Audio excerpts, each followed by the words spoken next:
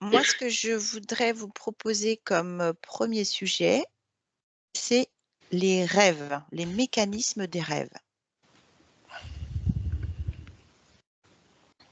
Voilà, alors je veux pas vous en dire plus pour l'instant. Je voudrais juste, voilà, savoir ce qui vous vient dans un 1er temps, par rapport à ça, les rêves. Peut-être en général et après en particulier en ce moment, enfin voilà. On va y aller tranquillement. Et vous prenez la parole quand vous avez des infos.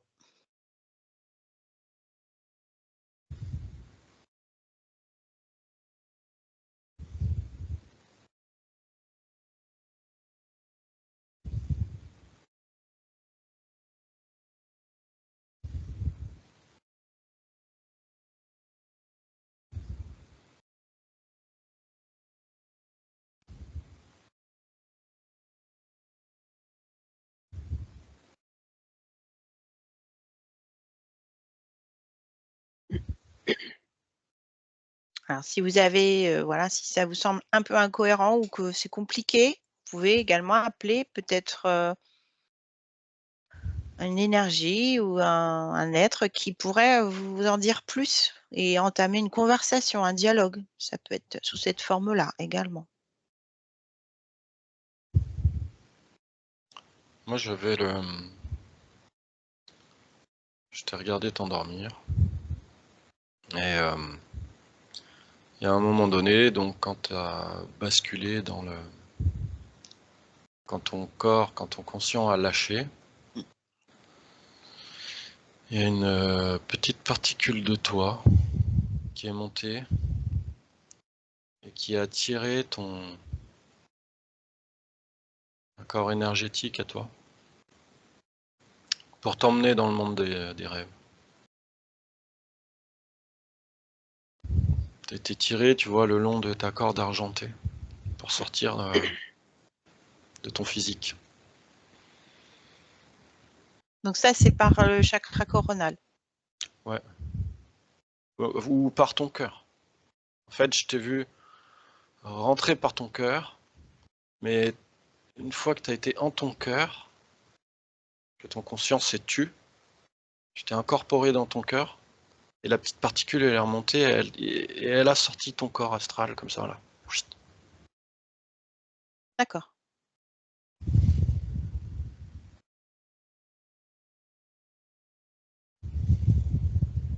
Et après je vois que tu as une étape à passer avant d'être vraiment dans tes rêves. Tu as une sorte de frontière à, comment dire, un petit corridor, un petit plan à passer avant d'être vraiment dans ta création. Et dans ce petit corridor, il y a des trucs qui sont pas spécialement bienveillants. Mais c'est pas un barrage qui est compliqué à passer pour toi, quoi. On est juste tous obligés de passer par là, apparemment, c'est le chemin. D'accord, c'est ce que j'allais te demander, c'est que ce corridor, c'est quoi? C'est l'astral en fait qu'on Ouais, je pense que traverse? c'est un plan, je le vois vraiment comme un plan, ouais, voilà. Mmh mh. Un plan qui est pas bien épais, que ta petite particule, elle traverse. Mmh. Elle ralentit un peu à ce moment-là, et après, quand elle passe de l'autre côté de ce plan-là, astral, elle accélère, et après, ben, ça s'éparpille. D'accord.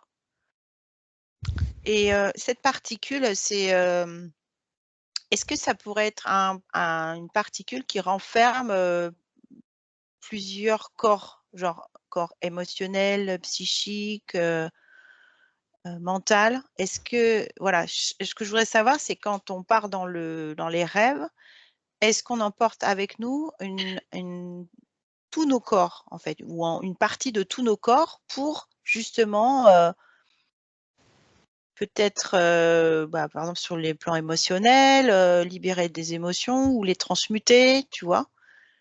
Je sais pas, je me posais la question. Dans cette particule, est-ce qu'il y a un corps en particulier ou plusieurs corps? Bah alors ça, pour moi, c'est la représentation de ta particule divine. D'accord. Donc effectivement, tout est dedans. Et quand tu traverses le premier plan, là, ta particule, elle laisse des poussières. Et ces poussières, c'est tes peurs. Ton émotionnel refoulé de la journée. Et une fois que tu as lâché tout ça, tu passes de l'autre côté. Et tu fais le plan. Et ces peurs, elles sont traitées? Elles sont quoi? Ou elles sont juste en suspension pour Elle se revenir au retour? disperse, elle reste dans le plan. Là. Ouais, pour l'instant, Ouais. elle reste dans le plan. Après, Bah, je te laisse regarder ça tranquillement. Hein? Ouais. Ok, Ouais. merci. Mélanie? Oui. Moi, j'ai vu un grand être bleu qui, comme observe et souffle ce qu'il faut faire. Alors, il a une coupe de cheveux terrible, coupe mulet. Je te jure, ça faisait bizarre. Quand tu dis il souffle ce qu'on doit faire, ça veut dire quoi? Ça veut dire quoi? Que c'est dans nos rêves? Ou il te parle à toi là concernant ce sujet-là? Non, je l'ai vu au-dessus, en train d'observer quelqu'un qui va rêver et lui faire le geste un peu de souffler, mais il souffle pas, mais il oriente peut-être? Ou il aide au départ, au voyage, je sais pas.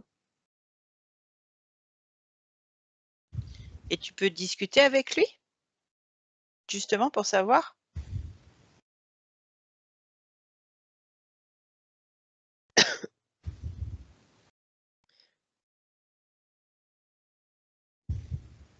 Je te laisse voir ça.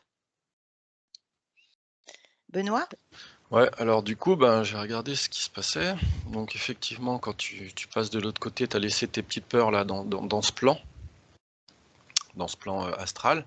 Donc ta particule, elle passe de l'autre côté, tu refais le plein d'énergie, tu te purifies, tu te regonfles à bloc, et quand elle retraverse pour réatteindre ton corps, donc elle repasse par ce plan astral, et là, à ce moment-là, les énergies que tu avais laissées, de peur, de tracas, tout ce qui t'a saoulé dans ta journée, et c'est à ce moment-là elles étaient parties, tu vois, se mélanger avec plein d'autres de peurs de tout le monde, enfin de peur ou de tracas, hein, c'est du négatif, c'est des énergies, on va dire, de basse vibration.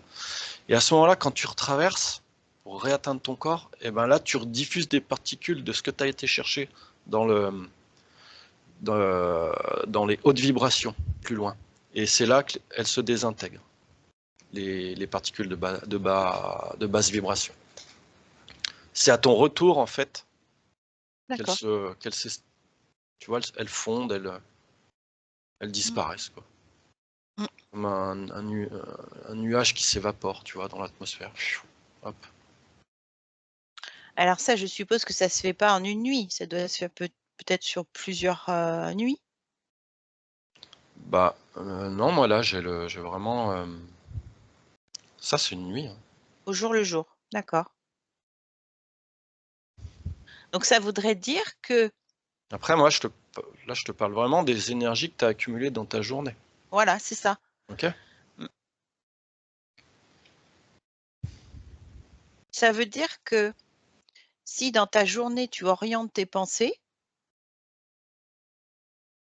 par exemple, un exemple concret, je sais pas, tu as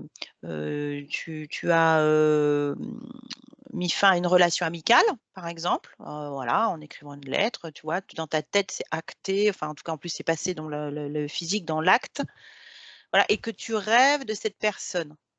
Ça veut dire que c'est un processus qui peut avoir lieu, donc sur une nuit ou plusieurs nuits. Mais je veux dire, si ça s'est fait en une nuit, ça veut dire que tu as,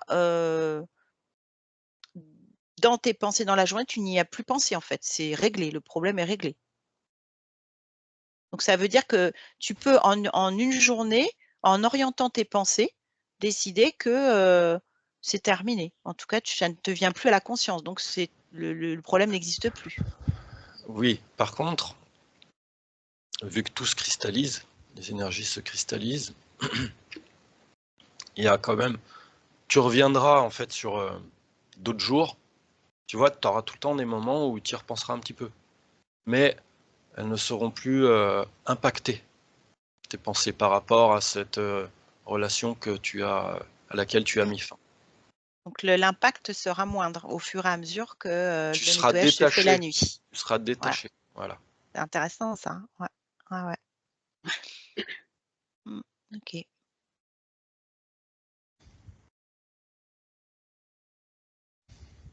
Ok, après on ira voir autre chose. Je te laisse continuer à observer, comme ça, te prendre le temps d'observer. Mélanie? J'ai vu 2 trucs particuliers. La première, en fait, c'est un choix. C'est-à-dire que le premier choix, bah, tu vas aller te projeter, c'est une projection de conscience dans ce qu'on pourrait appeler une multidimensionnalité.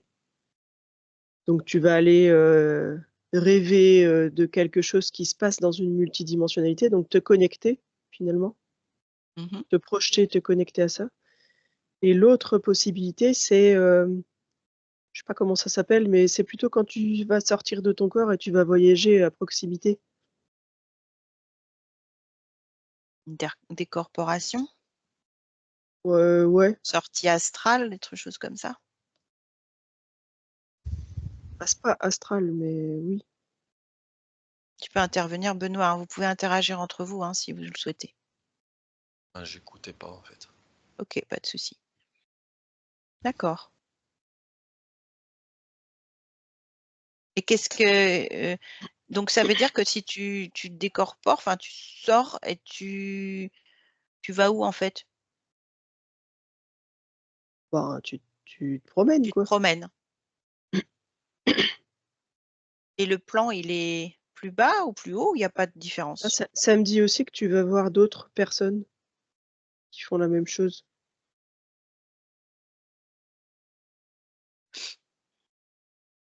Donc en Il y a fait, pas de ce qu'on c'est sent, pas une histoire de plus bas et de plus haut, c'est juste tu es plus dans la matérialité. d'accord, c'est des connexions inconscientes les uns avec les autres. Mmh. Mais on reste quand même sur le plan terrestre. Moi, je l'ai plus, le plan Pas terrestre. pas vraiment, hein, parce que si tu étais sur le plan terrestre, tu serais, dans ton corps physique. Mm. En tout cas, on n'est pas loin. Tu es dans une projection du plan terrestre. D'accord. C'est précis, ça j'aime bien. Et le grand être que j'ai vu au départ, il est là pour, surveiller tout ça, en fait. Alors ça a coupé, tu as dit quoi? Le grand être qui est là, le grand Mmh, bonhomme bleu là, il est là pour, surveiller tout ça. d'accord. Et ça me dit aussi que c'est pas, il est pas forcément comme ça pour tout le monde. Celui que je vois là, c'est un grand être bleu, mais c'est pas toujours le cas. Oui, c'est propre à ta perception, quoi, la vision que tu as de lui ou de cette énergie. Cette personnification, c'est la tienne. C'est ça que tu veux dire? Non? Non, c'est pas ça. C'est bizarre parce que moi, cet être-là, je le vois avec un boulet au pied et une tenue de bagnard, comme s'il était enfermé dans le monde des rêves. Ouais, moi j'ai eu, bah, tiens, c'est marrant que tu dis ça parce que, il y a un petit moment maintenant, j'ai eu, l'information génie de la lampe. Alors, ça a coupé, Alors, Mélanie? J'ai eu génie de la lampe, D'accord. un peu je, comme dans Aladdin. Ça pour moi, ça il ressemble beaucoup, au génie d'Aladin. ouais. Alors, en fait, moi, ce que j'ai, c'est que on a, on a fabriqué cet homme-là. On a fabriqué cette entité-là, en fait. Les êtres humains qui avaient besoin de se rationaliser en essayant d'expliquer les rêves, en essayant de comprendre les rêves pour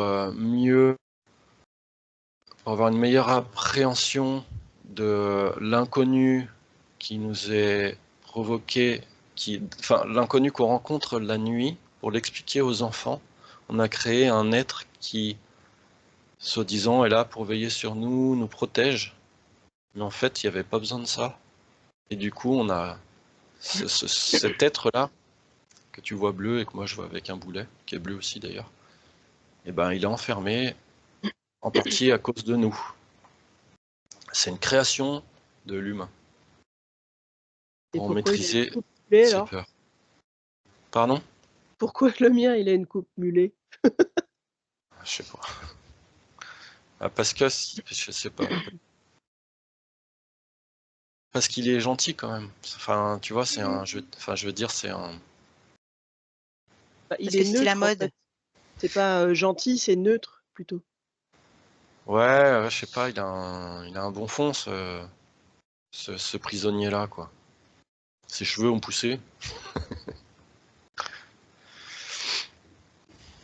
Mais du coup, il joue son rôle. Il joue son rôle, voilà, de gentil, parce qu'il nous aide. Il veille un peu sur nous, mais il se sent enfermé. Et il est triste. Donc en fait, c'est une création des humains pour se sentir protégés, c'est ça? Ouais, pour qu'on ait un. Oui, Ouais, comme une ça, quand sorte de tu dis à. guide. Ouais, voilà, comme ça, quand tu dis à tes gamins qui reviennent d'un cauchemar, tu dis t'inquiète pas, il y a tout le temps quelqu'un qui veille sur toi. Tu sais? Et c'est ce quelqu'un-là. Quand tu dis non, ça va bien se passer, t'inquiète pas, il y a des gens qui veillent sur nous. Tu vois, c'est cet égrégore-là qui a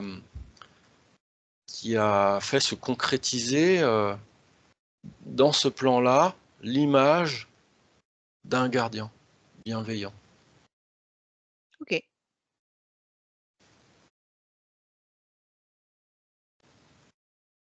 Alors, pour continuer sur ce thème-là, j'aimerais que vous alliez voir une personne qui se souvient pas du tout de ses rêves, voilà, et une autre qui s'en souvient. Donc, vous choisissez votre camp, ou ça peut être les deux, voilà, mais vous Pardon. prenez l'info. Mais vous me dites, en fait, le but, c'est de comprendre qu'est-ce qui se passe chez l'un, chez l'autre. Moi, je sais que chaque cas est unique, hein, mais prenez un exemple et voyez quelle info vous avez, du pourquoi certaines personnes se souviennent de leurs rêves et d'autres non. J'ai eu direct celui qui se souvient pas de ses rêves, il a le plexus solaire, tu vois, qui fonctionne pas. Il est obstrué. Alors que l'autre, dans la journée, il accueille les énergies par le plexus solaire différemment. Il les accueille, lui, en fait, alors que l'autre ne les accueille pas. Du coup, ça facilite, le souvenir des rêves. Moi, j'ai aussi une notion d'importance. Parce que tous ceux qui ont le plexus ouvert ne se souviennent pas de la totalité de leurs rêves. Et il y a des choses qui sont plus ou moins importantes dans la partie matérielle, consciente. Il y a des choses qui doivent se transmuter dans l'inconscient et d'autres dans le conscient. Voilà, c'est ça que je voulais savoir. Donc en fait, si ça revient au conscient, c'est que ça peut être transmuté et que peut-être que ça a une raison d'être revenu au conscient. Oui. Donc, il n'y a pas de jugement à avoir sur le fait qu'on s'en souvienne ou pas. C'est juste que ça se traite sur un plan inconscient, soit sur un plan conscient. Il n'y a pas de jugement à avoir sur quoi que ce soit, de toute façon. C'est clair, ouais. Et donc, quand on prenez la personne qui se souvient de ses rêves, comment elle va le traiter au niveau conscient? Est-ce que c'est par la symbolique? Est-ce que c'est par le ressenti? Il y a Quel tous est le les cas de figure. processus? Ouais, je sais, mais prenez un exemple pour avoir un cas de figure particulier.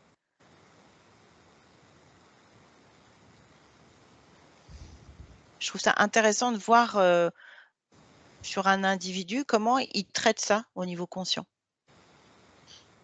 Alors moi j'ai la symbolique. En fait, c'est-à-dire qu'une fois qu'il se souvient de son rêve dans la journée,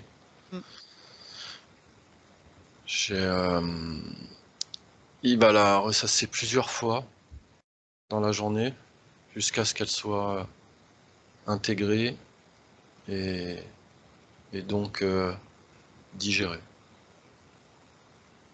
À chaque fois, en fait, il revoit l'image de la symbolique et petit à petit, tu vois, c'est comme une fractale là. Devant moi, j'ai 100 triangles, tu vois, qui sont les uns derrière les autres, mais de plus en plus petits. D'accord. Et le dernier, paf, il est clos et c'est digéré. Et voilà, c'est qu'il a compris la symbolique du rêve et que ça y est, son inconscient peut aller traiter la chose, le sujet.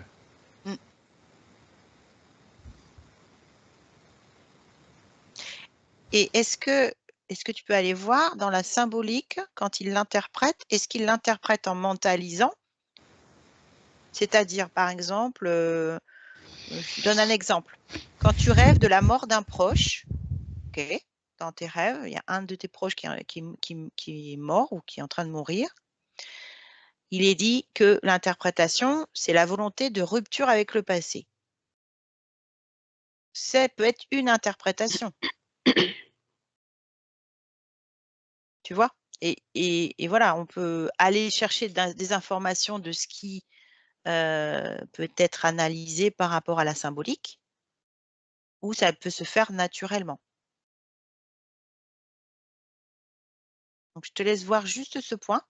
Mélanie? J'en étais où là?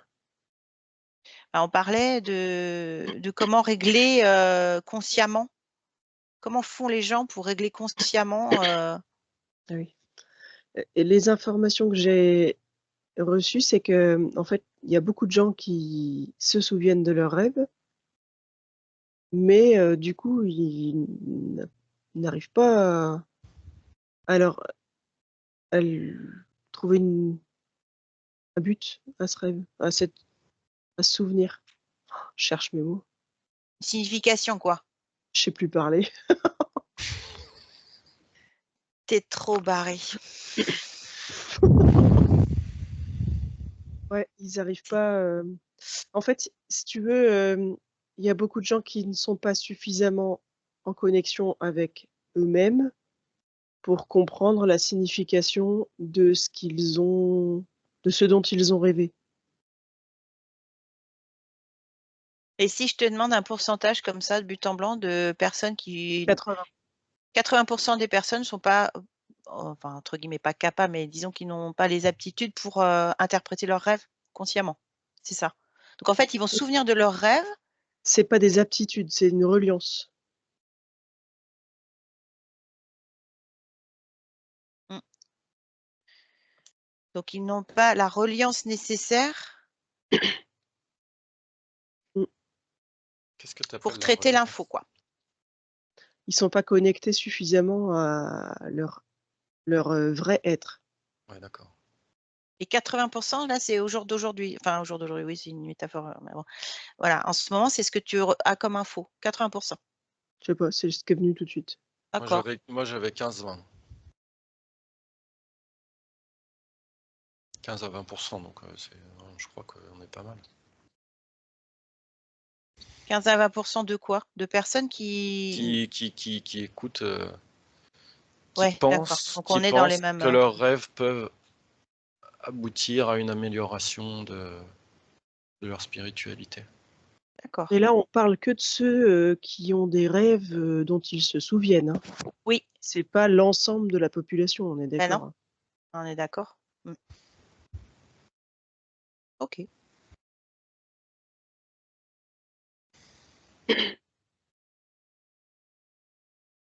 OK, bah, pour moi, c'est très clair. D'accord, OK.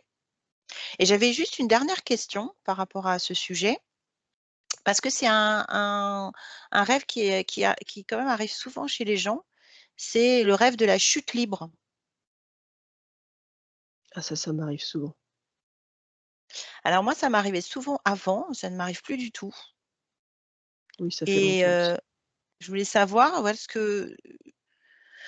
qui vous vient comme info par rapport à ça. Bon, après, je sais que chaque cas est unique, hein, on est d'accord, mais voilà, est-ce qu'on pourrait faire une tendance, en fait, sur une signification possible de ce rêve? Moi, j'ai détachement. C'est un besoin de détachement, c'est ça? Non, c'est, une phase. D'accord, une phase de détachement. C'est dans le rêve, quand tu rentres en sommeil et que tu commences à, je sais pas, à partir dans tes rêves. À l'endormissement, quoi. Ouais, il y a une phase de détachement et qui parfois elle est un peu plus violente, D'accord. le départ, quoi. Ouais, ouais, ouais. Alors justement, est-ce qu'on peut faire la différence entre cette sensation de tomber dans le vide au moment de l'endormissement, qui est vraiment, voilà, ce que je comprends, c'est, voilà, c'est, un processus plus rapide que normal, donc du coup, cette sensation de perte de pied qui est un peu violente et on peut détacher avec un rêve vraiment profond de chute dans le vide, ce qui est pas la même chose. Oui, Benoît? Moi, c'est un problème qui n'arrive pas à se résoudre. Une peur qu'on ne comprend pas. Et quel est le message derrière ça alors? Quel pourrait être le message?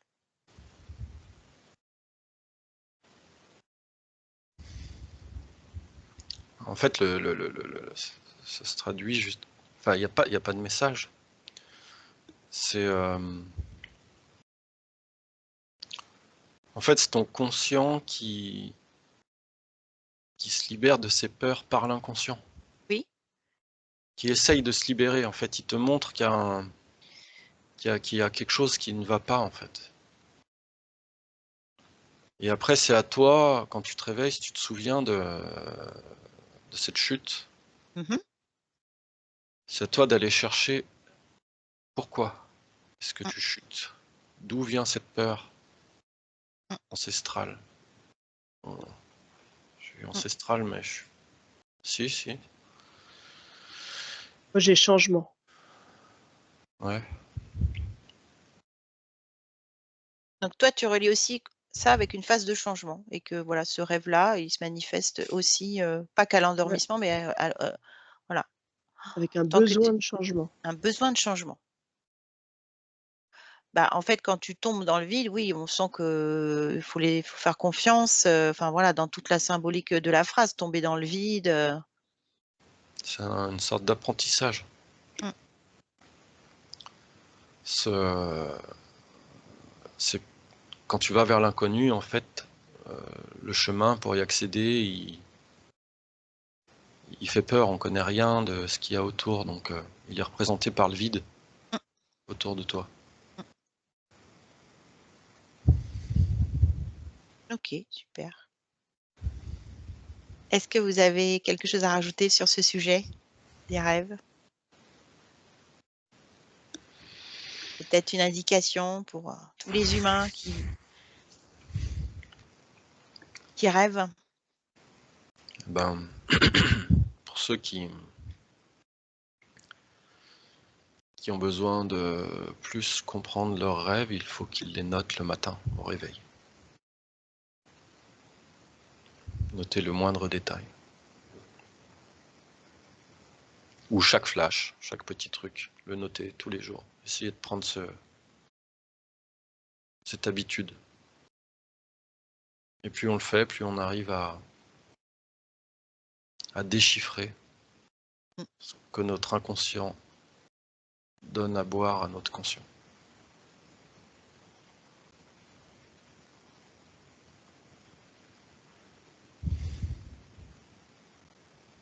Est-ce vraiment important aussi de déchiffrer?